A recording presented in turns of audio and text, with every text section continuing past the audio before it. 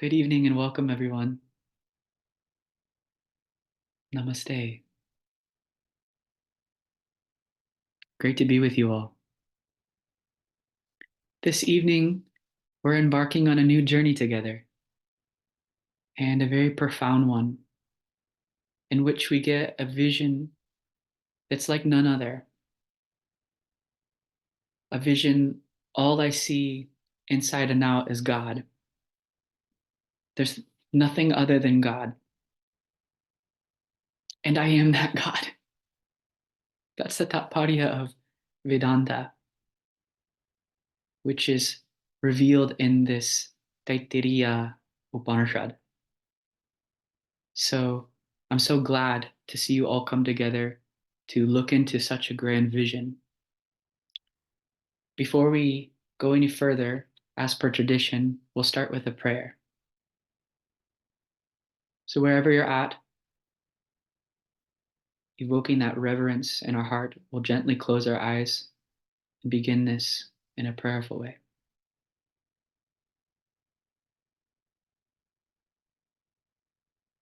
Om.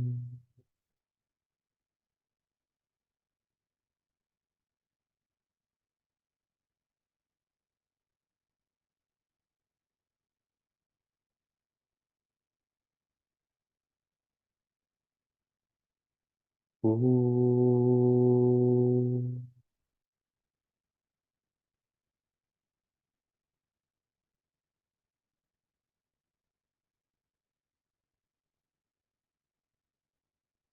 Om.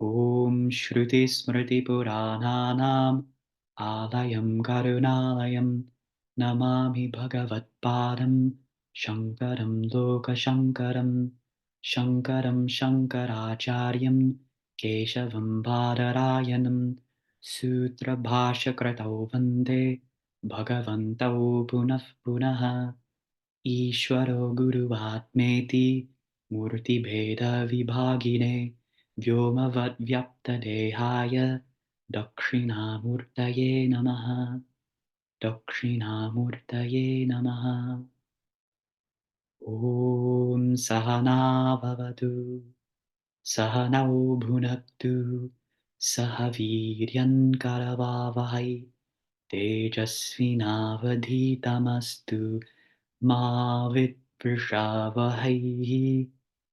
Om Shanti Shanti Shanti. Peace be, peace be, peace be. Hari Om.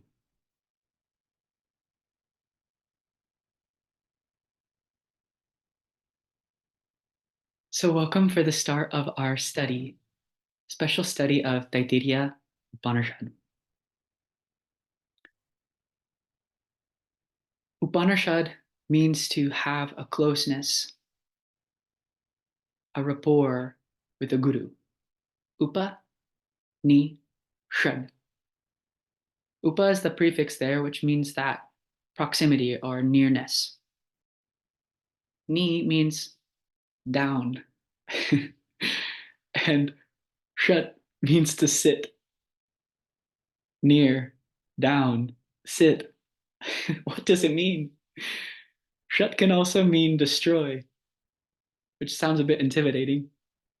What it means is that after a long run of getting and having a life of aggrandizement and then losing, one becomes quiet and seeks something lasting and approaches or comes near a wise person or their guru, one who seems to be compassionate and well versed in the scriptures. So Upanishad means to have that open mind, to discover something lasting or to discover inner peace. So this is the meaning of Upanishad. And we've been studying several Upanishad together. This one's called Taittiriya.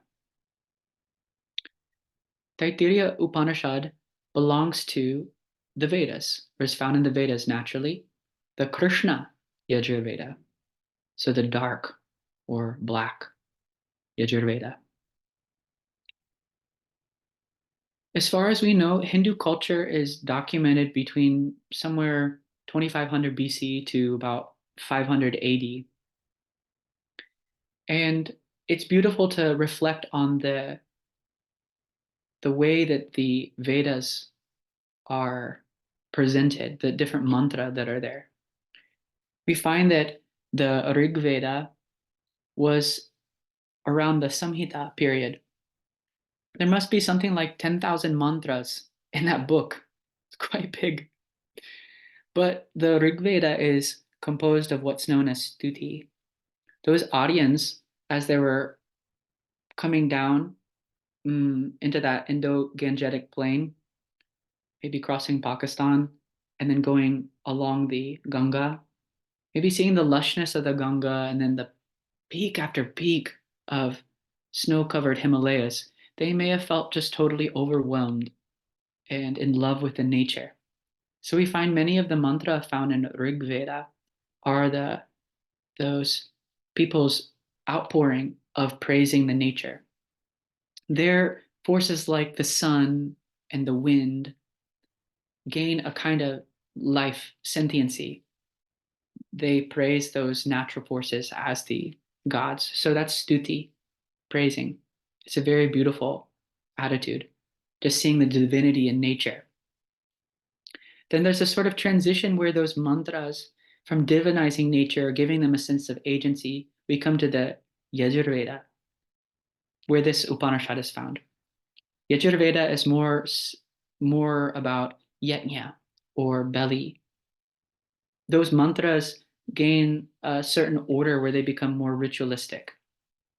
So making offerings and receiving something back, like a cooked paratha.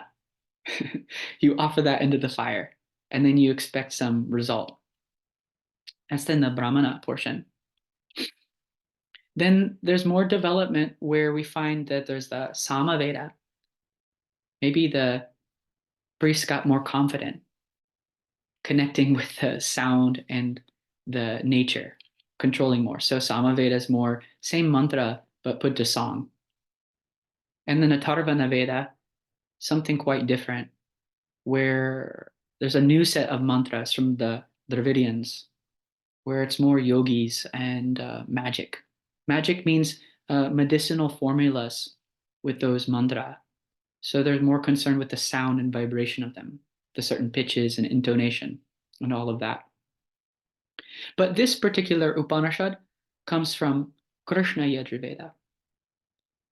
Upanishad, or the vision of these sages or rishis we find, are more from instead of a doing mode, taking particular actions to get a result, we find that there's a sort of revolt or a contemplative state where ritualism gets too much.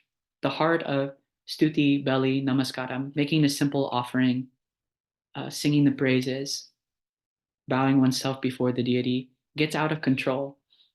So the kshatriyas took a certain revolt against this ritualism and became more contemplative. And those contemplations and meditations are what we find in the Upanishad. So an example is maybe before in a ritual, you might sacrifice a horse. It's quite gruesome to even imagine. But the rishi said, why don't we include and meditate on the horse? Universalize it. Understand and reflect upon its various parts and impose values upon them. So there's a shift there. And we're reflecting on what is known as the contemplative, or the period in which the rishis unfold the vision, that great vision about the oneness of existence, which is called Upanishad. Upanishad is also called Vedanta. Same thing. Vedanta means Veda Antaha. Veda means knowledge. And Antaha means the culminating vision, or the knowledge by which you you feel you have arrived. That kind of knowledge. In all knowing, there's two different types of knowledge. One kind of knowledge is objective knowledge. Objective knowledge means that you know or come to pick up some knowledge, whether you're using your senses, something that you read in the paper, or something you hear. That kind of knowledge is always about something, an object. And what's involved in that process is that objective knowledge it evokes choice in you. So you have to choose about the object, whether you move towards it, whether you discard it, you're indifferent, or you go away from it. Choice is involved. And with choice comes effort. And after you make effort, there's also time factor. This is one kind of knowledge. So that knowing creates a certain desire in you, a certain mode of mind by which you have to choose. Should I keep listening or should I turn it off? So this knowledge we're very familiar with, though we don't think this way. But another kind of knowledge, antaha, this culminating knowledge, is not like that. In the sense that it's not about a thing, it's rather about you, the subject. So this is subjective knowledge. Here, this knowledge is not about uh, a thing, but it's about the knower. So in that, there's no choice. That means there's also no effort and no time. A choiceless, effortless, timeless knowledge. Now, when I say that, your mind must be confused in the sense that when I say a word like apple, an object that we're all familiar with, you have a visual of that. You can understand, you have a reference with that knowledge. I know the apple. So that word creates a image in your mind by which you can relate to, meaning you being the knower and apple being the object. But if I say timeless, what comes to your mind? Or if I say spirit, what comes to your mind? Or if I say the borderless, boundless bliss, what's happening in your mind? So this is a special knowledge because it has to be understood properly. It's something not to be known and then had, or known and then experienced. Like something that you study in the book that you have to put into practice, but rather something to know and be, something that's already there, but not understood properly. And as we've been seeing, that there's something that's always there and self-evident, which is you. You exist.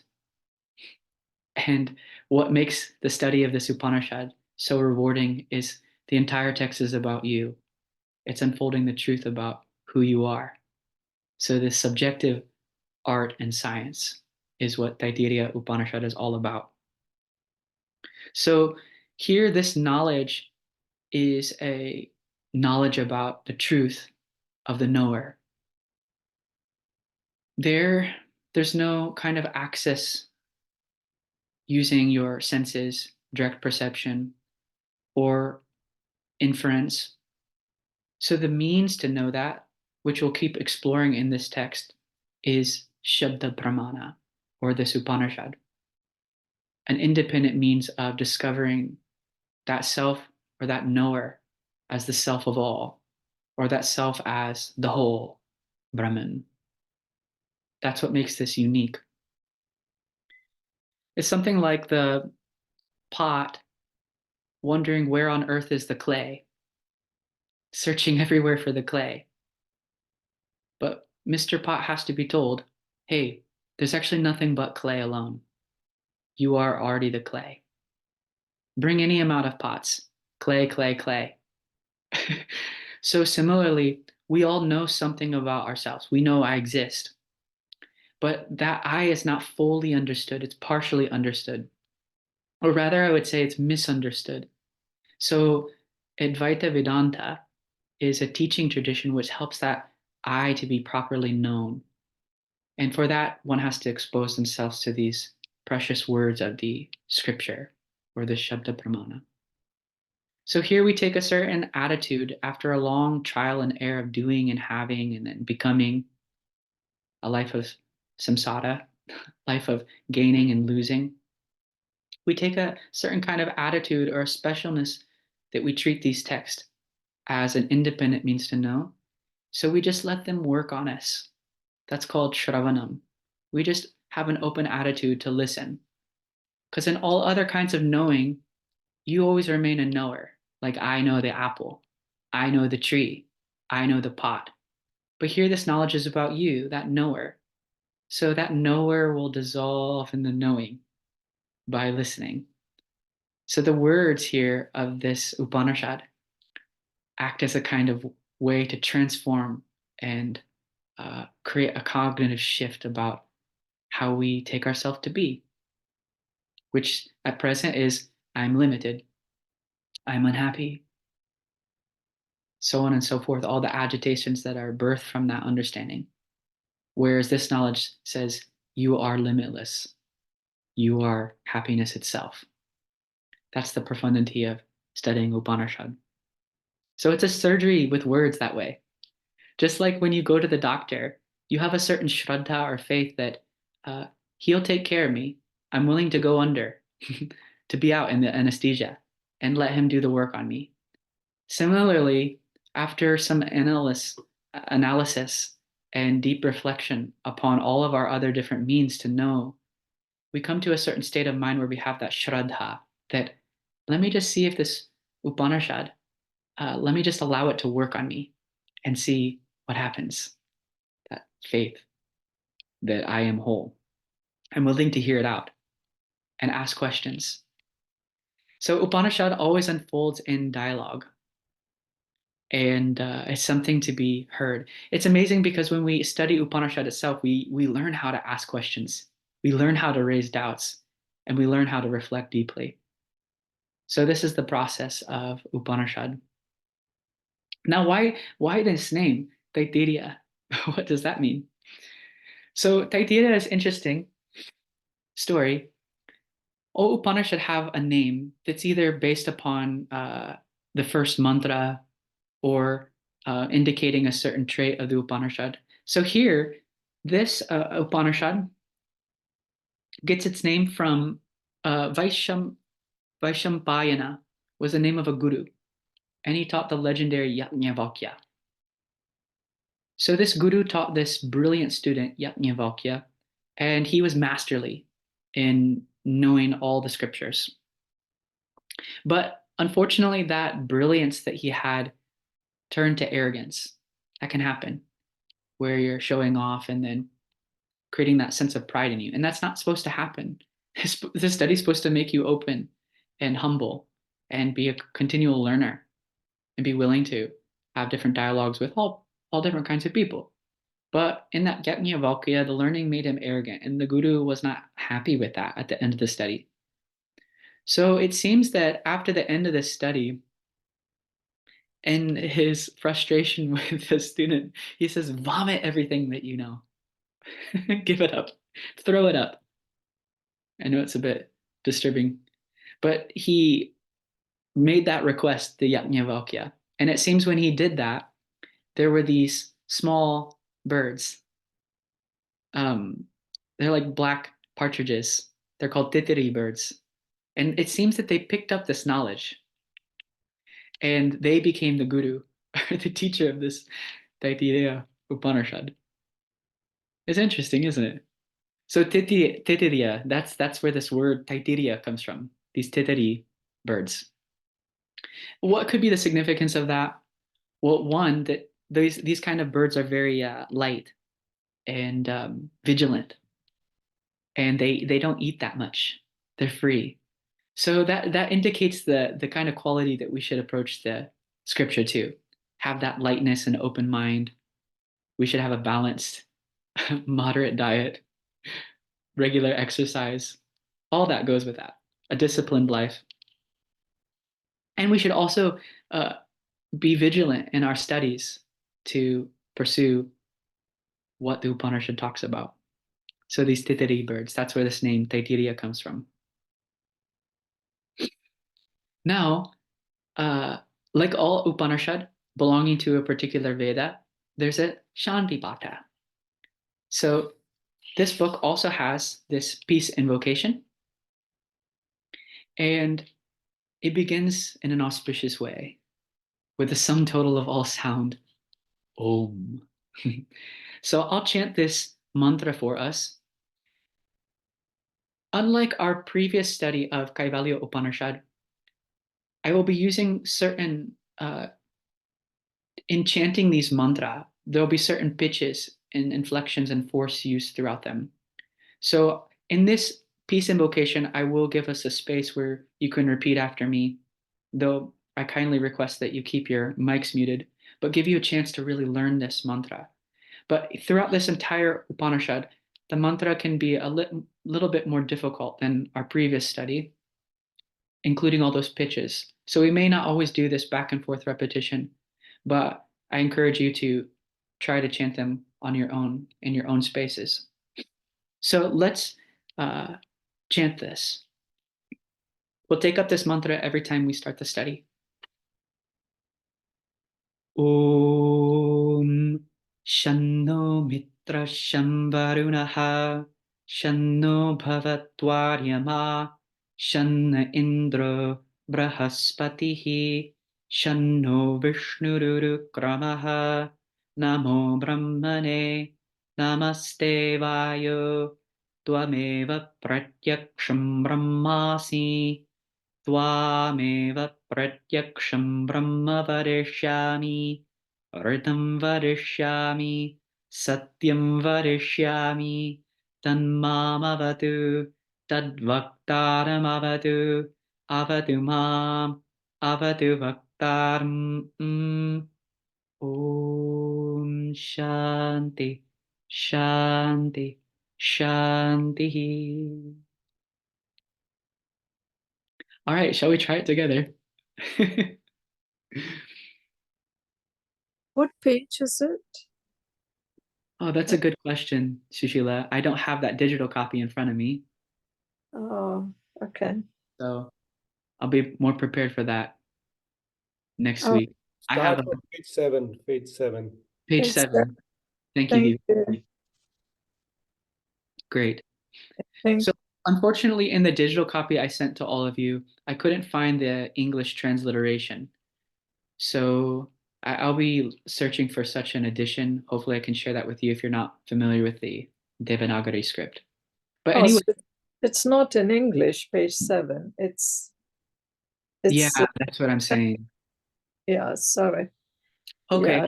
let's see if we can find another copy by next week. And for the time being, I'll chant these mantra and break them apart and just listen to them or see if you can repeat. We'll do our best. Om.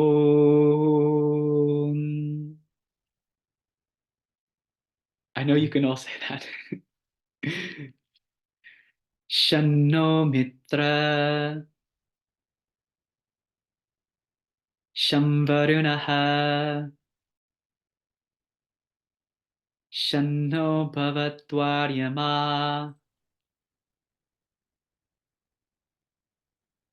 Shanna Indra Shanna Indro Brahaspatihi Brahaspatihi Shanno Vishnurukramaha Shanno Shanno Vishnu Vishnurukrama Brahma Namaha Namo Brahmane Namo Brahmane Namaste Vayo Namaste Vayu Vayu Tvameva Pratyaksham Tvameva Tvameya Pratyaksham Brahmasi Brahmasi Tvameva Pratyaksham Vameva Pratyaksham Pratyaksham Brahma Varishyami Brahma Varishyami Varishyami Ritam Varishyami Ritam Ritam Varishyami Varishyami Satyam Varishyami Satyam Satyam Varishyami Varishyami Tanmamavatu तन्मा तन्मा भवतु भवतु Tadvaktaramavatu. तद्वक्तारमवतु तद्वक्त्रारमवतु Avatu mam. अवतु अवतु माम् माम् Avatu vaktaram. अवतु अवतु वक्तारम् वक्तारम् Om Shanti Shanti Shanti. शान्तिः Good. Wow. So Om, an auspicious start. The sum of all these sounds. Then they expand, and the Rishi cries out for grace. We saw in our previous classes Shanti, Shanti, Shanti. May I have the peace and stability within to embark on this journey. Because it's clear that there can be some obstacles, some emotional hangup that gets in the way of me spending time with the Guru or in the Upanishad. Or there could be some outer disturbance, discord in the family, or some natural disaster, Shanti. And also those unknown difficulties that seemingly come out of nowhere, Shanti. So the Rishi calls out or cries out for help, Sham Naha, and asks for blessings, not just for oneself, but also for the teacher, which we'll see. So Om Shanno Mitra Shambarunaha. First, a calling out to the god Mitra. Mitra means the skies of the sun. And also Shanno Varunaha, to the god of the oceans, Varuna. That's interesting. Sham here means to be good to, or to bring the blessings. So to Mitra, the sun, Varuna, the oceans, Shanno Bhavat Dwaryama, Bhavatu, may it be that Aryama, the wind, or the in-between god, also be propitious to us, or good to us. Shanno Indra Brahaspatihi. Indra means the chief god, and Brahaspati means the guru of all the gods. The gods must have some teacher. That's called Brahaspati. Shanno Vishnu Rurukramaha. Also, may I receive the blessings from God Vishnu. Vishnu here means the maintainer of the universe. Vishnu also, though, this statement, Urukramaha, means the all-pervasive. It's supposedly, there's a mythological story where in 3 strides, Vishnu can cover the whole universe. So Vishnu is said to be the one who's all-pervading, or the maintainer. Shanno Vishnu Rukramaha. Now this is interesting. Namo Brahmane Namaste Vayo Tvameva Pratyaksham Brahmasi Tvameva Pratyaksham Brahma Varishyami Ridam Varishyami Satyam Varishyami. Now the Rishi in this prayer calls out to the supreme life force known as the prana. And that prana is spoken of here as Brahman. Namo Brahmane. Namaste Vayo. We're familiar with that word, namaste. That's how we greet each other with hands folded. So here that prostrations or that reverence towards the Vayu or the life force as the breath that's dancing in our nostrils. The Rishi says, you are my God, actually. You are manifest Brahman. Namo Brahmane Namaste Vayo. Tvameva Pratyaksham Brahmasi. You are the visible, direct God that I experience. Not you alone are experienced. That's what's said here. Tvameva Pratyaksham Brahmasi. Tvameva Pratyaksham Brahma Varishyami. Ridam Varishyami. Satyam Varishyami. That's beautiful. He says, you are the rhythm of the universe. Rhythm is a Sanskrit word that means the harmony, what's keeping everything together, the order that we see. And not only that, but you are manifest truth in my life, O breath. Satyam varishami. My breath is my truth. We all share this breath. When this breath goes, I go. So, prayer to the breath. Namaste Vayo. You are the rhythm. You are Satyam, the truth. Then the reverence that one has towards the Guru. The Upanishad is always unfolded by the teacher. It's not just some book that we pick up. And the words have to be presented in such a way that create that shift for us in our minds. And without the help of a teacher and the tradition, sampradaya, it's just very confusing. We see contradictions in some of the statements. We don't know the deep implications behind the words. So here, the student cries out, Tanmam avatu, tadvaktaram avatu. Protect me, Tanmam avatu. Please protect me. It's so direct, not holding anything back. Then vaktaram avatu. Please protect the speaker. What's implied there is please protect the one who's teaching this Upanishad, the Guru. We don't know what could come in the way, what may arise in their life. May we be able to complete what we started, finish what we took up. So Tanmam avatu, protect me. Vaktaram avatu, protect you, Guru, protect the speaker. And then it's emphasized, avadu mam, avadu vaktaram, protect me. Please protect the speaker. So that extra force behind their prayer. So that prayer is an outcrying or outpouring of the student's desire to truly know and to receive the blessings of this knowledge. And there you have to ask for help.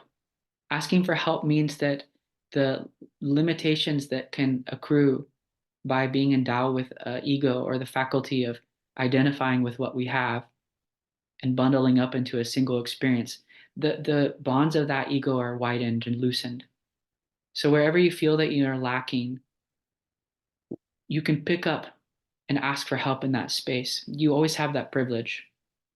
And from our understanding in the tradition, nothing is away from God. So that means that you can invoke that God in your own way, in your own language, and access. There you have to tap or plug in to the Ishvara. And here it's done in a prayer. So, Om Shanno Mitra Shambarunaha Shanno Bhavatvaryama Shanne Indra Brahaspatihi Shanno Vishnurukramaha Namo Brahmane Namaste Vayo Tvameva Pratyaksham Brahmasi Tvameva Pratyaksham Brahma Varishyami Rhythm varishyami, satyam varishyami, tanmam avatu, tadvaktaram avatu, avatu mam, avatu vaktaram. Om Shanti Shanti Shanti.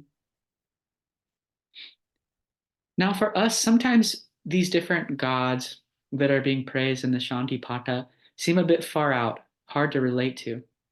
That doesn't seem like it might not be in resonance with how we would cry out for help. But I can bring it a little bit more personal for us.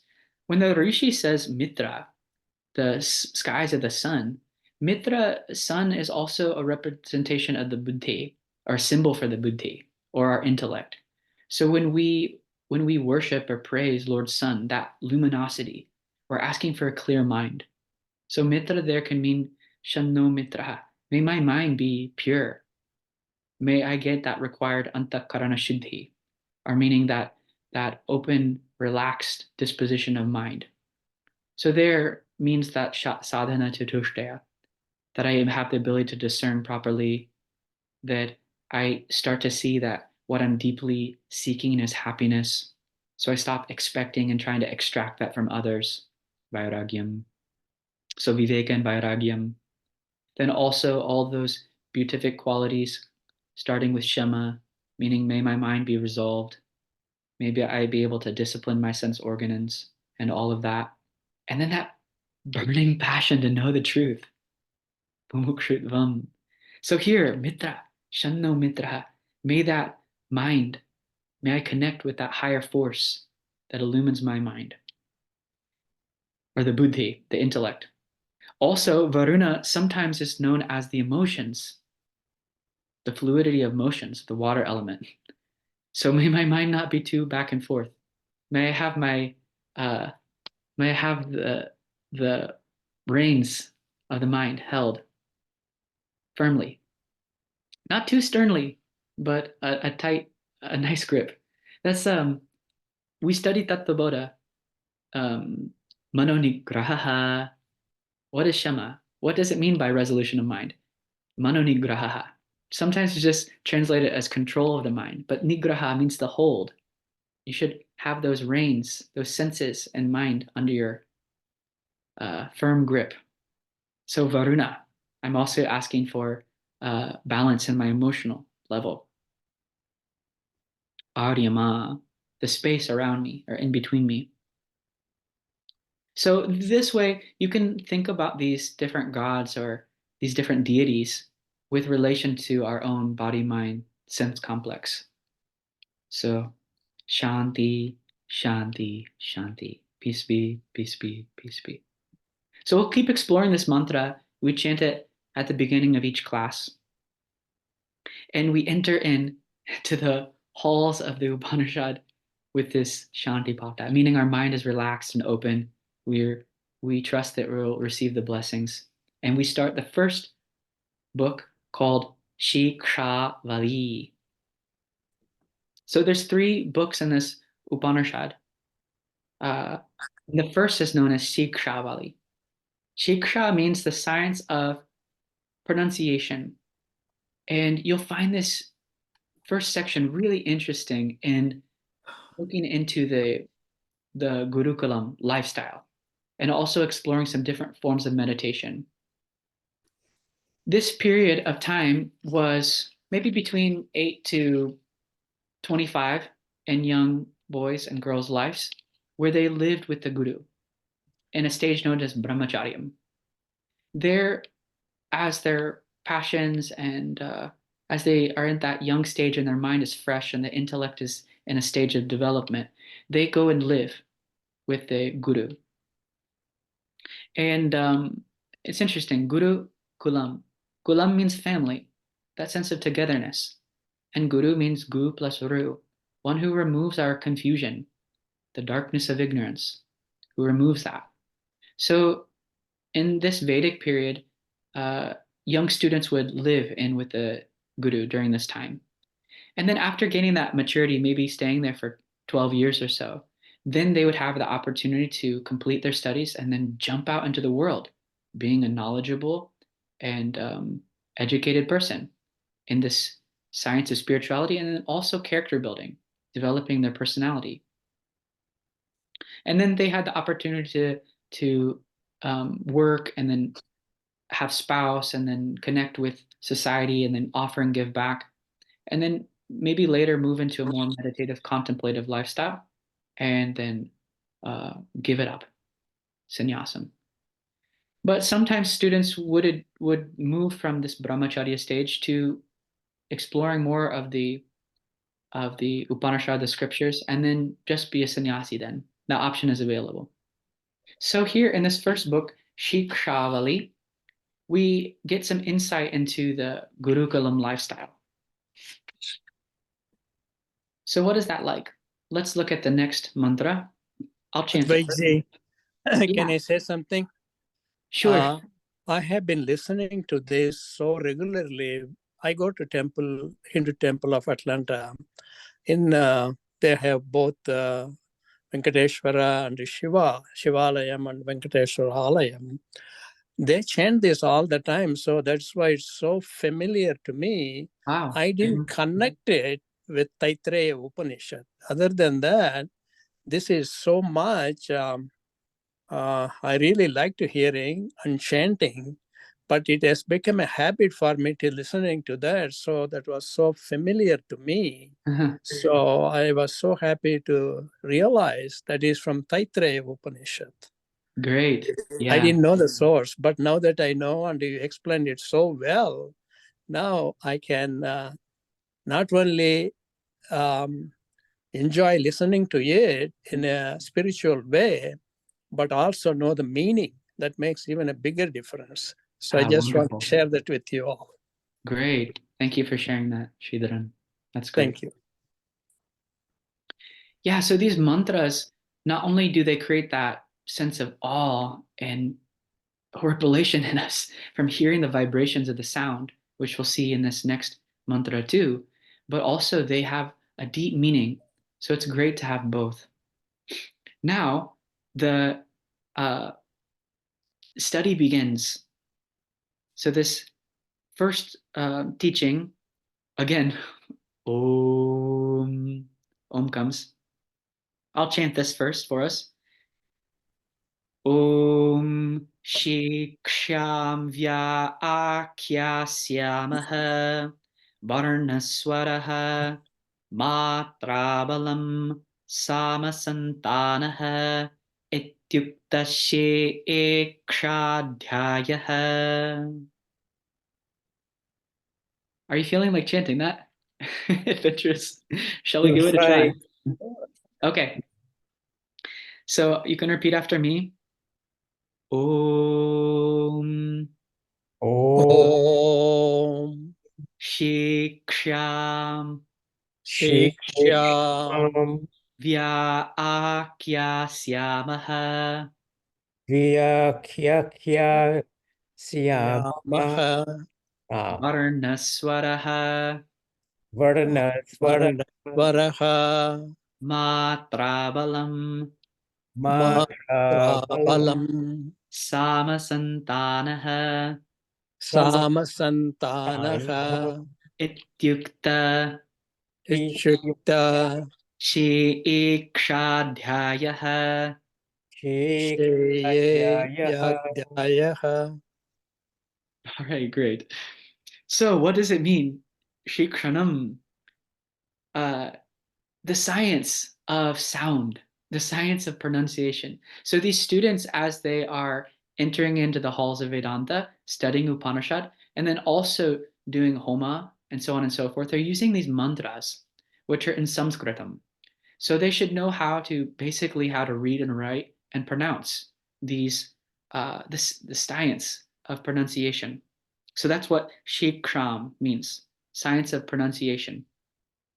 So you're all going to get a little Sanskrit lesson, and I feel a bit reserved and almost a bit nervous because my Sanskrit teacher Vivek is present in the class. But let's see how I do. I ask for your blessings, Vivek. So Sanskritam Go for is it, Josh. beautiful. Some means well. And the krit, I'm breaking apart this word Sanskritam. That word, that ending some means well, and krit to do. So Sanskritam means to do well, or that which is well constructed. What's so beautiful about Sanskrit is that everything is phonetically precise. So that means that every sound has a corresponding symbol. There's a one-to-one correspondence there. So that's why even if you don't use the Devanagari script, even if you use the English transliteration, as long as you know how that letter corresponds to the particular sound, you're good. Though I'd encourage you to learn the Devanagari, that's nice. And in my opinion, a bit easier to parse. But it's all sound-based or phonetic-based. Those sounds are called varnaha, the different sounds that are made up of Sanskrit. And they begin with ah. You open the mouth and then you just say ah. If you ever feel stressed, open the mouth, ah, let out all the breath. And they end in ha, everything in between. That's why that mystical sound, ah, ha, ah, ha, the spectrum of sound which collapses in the single bindu or source. So this is the sum total of all these varnaha, are these sounds in Sanskrit. And there's mythical stories about that too. The arrangement of grammar that we find in the Maheshwara Sutrani. Supposedly, Lord Shiva taught these various sounds by beating his damaru 14 times. That becomes 14 sutras that are used as a basis for Sanskrit grammar. But just to give you a basic overview so you can appreciate the language, is that language or bhasha comes from different sentences, vakyani. Those sentences are made of pada, words. And words are made of these sounds, or varna. One thing I thought was really fascinating is sometimes varna is also described as akshara. They use those synonymous. And why I think that's interesting is akshara means indestructible. So it's a kind of vision that the whole universe is a manifestation of these sounds. That when creation comes, it's a vibration or spanda. So these sounds come along with creation. And that makes it more inspiring to learn the language. So in the language, naturally it has vowels and consonants. And you might find it enlivening to actually practice them with me. You have several different vowels. Ah, you can say that. Ah, e, u, ri, three. Then, of course, the combinations of those a, I, ow, and om. Matrix, yeah. So these are the swaras, or the vowels. Now, what's amazing is those vowels gain a different dimension or shape when they are closed and cut off by the different consonants. And it was such a enlivening and energizing experience for me coming to Sanskrit from the English language, because we don't use the full body to participate in sound making. There's a lot of mumbling. But in Sanskrit, it has to be pronounced properly. And there it's called, when we talk about vak or the speech organ, it really involves our whole body in the participation and the way that the tongue is placed in different parts of the mouth. So that placement of the tongue creates that kind of contraction where the vowels gain a different form or shape. So I'll go through those consonants with you. One is called kantaha, which means what's happening in the guttural in the base of the throat. Just like when we said ah, where do you feel that in your body? Ah, it's back here. So there's also guttural consonant sounds like k. You can say that k. G, And then k. K, Then g. G, G. G. No. So it's all back here, which is connected also with the sound h. Then there's something called talavyaha in the talu region, which is that soft palate right above that. There you have the palatals. So that's cha, cha, the alpha prana, or the aspirated version, cha. Then ja, J, ja, na. N, It's fun to make these sounds. So cha, cha, ja, ja, na. That's also connected with ya and sha. Then after that, there's something called murdanyaha. That's at the hard palate. Like if you just lifted your tongue directly up, what happens when the tongue hits that space? So that's called the cerebral space. There you have the sound duh, duh, and then also the aspirated version, ta. Can you make that sound? Ta. There's no equivalent in English. That's what's interesting. Then also duh and duh, and then na. N.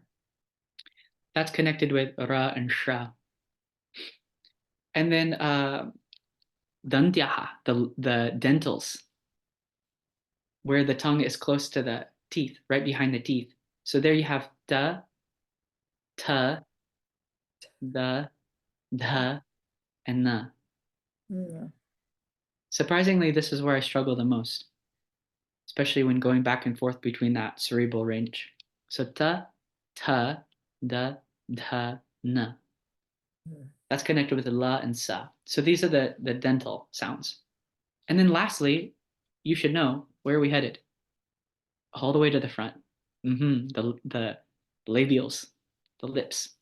So there you have the sounds ba, pa, ba, bha, and then ma, and then also va. So yeah, feel that in your body. Pa, pa, pa, or ba, ba, bha, bha, bhasha, bha. So this makes chanting a full. You have to be fully in it, full participation. And in my opinion, there's no end to excellence in learning how to pronounce and create these sounds. It's a really enjoyable experience. So, Shikshanam, how do we come here? Is because now the Vyakyasyamaha, Guru will explain Varna, the sound. Varna we saw means those letters in the Sanskrit alphabet, the sound. You didn't know you were getting a lesson today in this. Varnaha means the sound. Swaraha means the particular pitch that's involved. Matra means the length. And balam means the force or the clarity that you bring to the sound. And also the sama, there should be a certain articulation. And lastly, santanaha, the syllables should be in proper order. So all this the Guru is expounding, and then it's assumed from here on out that you know. That's why the brief lesson on the Sanskrit. So the Varnas, we went through those swara and the vyanjanani, those consonants. The swara there also can mean that pitch. So that's why if you were listening carefully when we chanted this together, there's an upper pitch, uddata. There's a anudatam, or there's a middle pitch, and then also swaridam, there's a lower pitch. So shanno mitra shamvarunaha shanno bhavatvad yama shanna indra brahaspatihi. See how the pitches are moving? Upper, middle, and lower. So that's called the swara there. You see that word if you're following along in the book. So then also matra with length. In this kind of chanting, there's 3 different kinds of length. There's a short length, then there's a long length. So harasva is short, then there's a dirgha, long, and then it's uncommon, but you'll find it in this book. There's also something called pluta, which is a longer. So kaschana gacchati. You have to hold it long. You can let your body participate. So that's called matra. So, shiksham. Now you know about the science and art of this pronunciation and the great pleasure that you get in chanting these mantra. So, Om Shiksham Vya Akyasyamaha Varnaswaraha Matrabalam Samasantanaha Ityuktashe Ekshadhyayaha. Continuing. Now, with that being assumed that the student knows how to chant the mantra, pronounce it properly, give it the right force and clarity. Sahanau yashaha, sahanau brahma varchasam, atathassa gumhitaya upanishadam vya akyasyamaha panchaswarikaraneshu adhilokamadhi jaurishamadhi vidyamadhi prajamadhyatmam tamahasa gumhita ityachakshate. Now, the Guru starts off with a a kind of inspiration about what's going to take place in such study here. It says saha now yashaha, saha now brahmavarchasam. By the practice of the teaching here and these various meditations that are going to be expounded, the Guru presents the balam, or what do we get as a result of this? This is interesting. Saha now yashaha. Yasha means fame. May we be known for the good things that we're doing here. So that's not excluded in the study. That fame, as we've seen in Yajnavalkya's case, shouldn't make us arrogant, but we should be known for our good associations and the goodness that we're spreading, the Hindu Dharma. So may we both have yashas, sahanahu yashaha. And also, may we come to get that full glow. Sahanao brahmavarchasam. Brahmavarchasam means this incredible brilliance. Maybe you've seen in the pictures, illustrated pictures of saints and sages. Have you ever seen where they have that golden glow around their head, that halo? Or sometimes that's pictured in the angels too. That's called Brahmavarchasam, where you've become refashioned from a dull iron to molten gold as a result of this vidya. What kind of vidya is that? Brahma vidya, where you discover I am happy in myself by myself.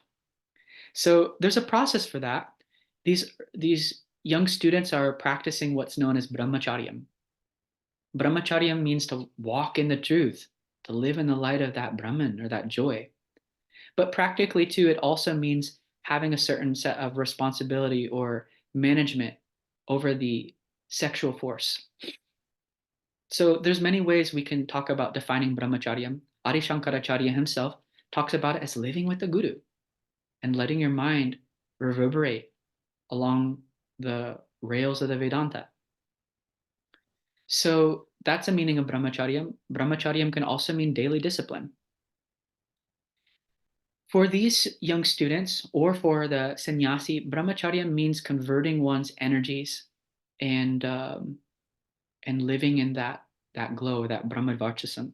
So typically that comes from the energy is when you're eating natural, homegrown vegetables and fruits and all that. That food is called annam there. And when you consume that, it's going to get digested and have a certain essence, which is called the rasa. So the food you consume gets assimilated properly. That becomes the rasa, or the essence of the food. And that provides you a lot of nutrients and energy to the body. But when that gets further refined, it becomes rekta, or the blood. So from food to its assimilated form to your blood. So blood is precious here. And if that blood is also refined, that becomes the semen, or the reproductive fluids, ovum and sperm and all that kind of liquid that coats the embryo or the egg. So that precious fluid there, which should be used appropriately, here in the case of these students is conserved for special study and energy. So from that food, the essence, the blood, then that reproductive fluid, when that's maintained and nourishing the body, mainly nourishing the brain and the spinal channel, where there's a certain kind of cushion and coating there, what happens is that starts to become a glow, where your skin looks really fresh and you have that brilliance, that youthfulness, that glow in your eyes. And when that's maintained for a period of time, then it transitions into what's known as this brahmavarchasam.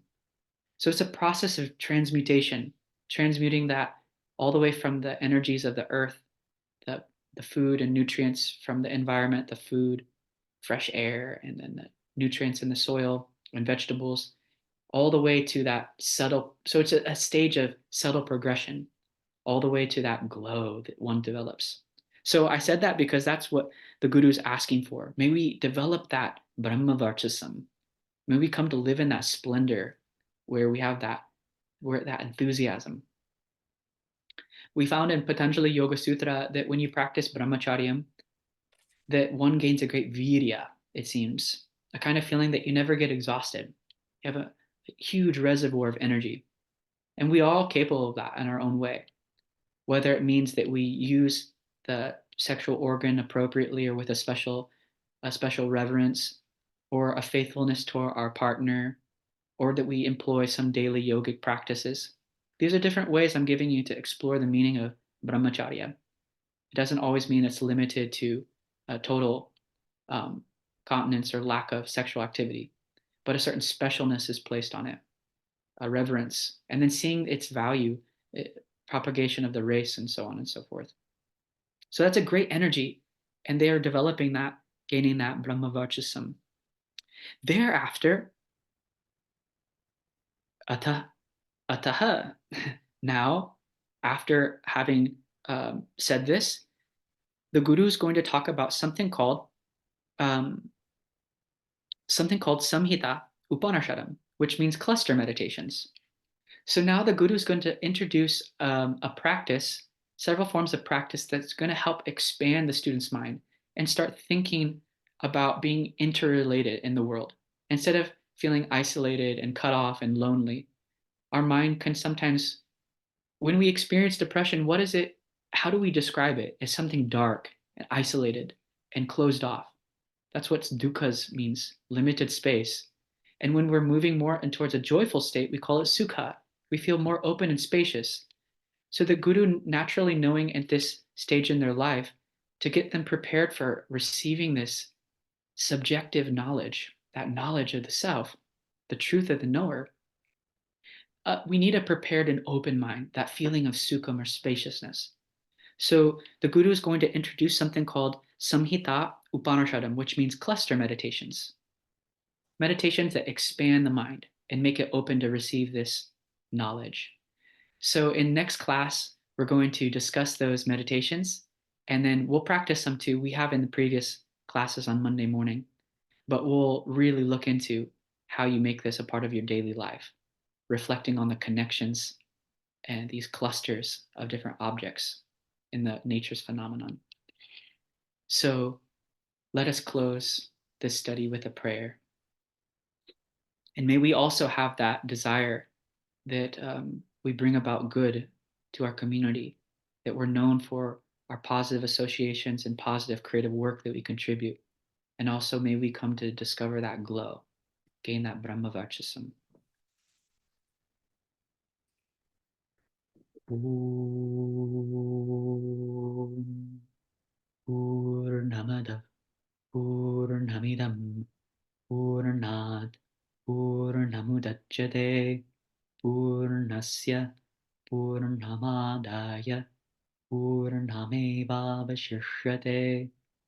Om Shanti Shanti Shanti. Hari Om Shri Gurubhyo Namaha. Hari Om.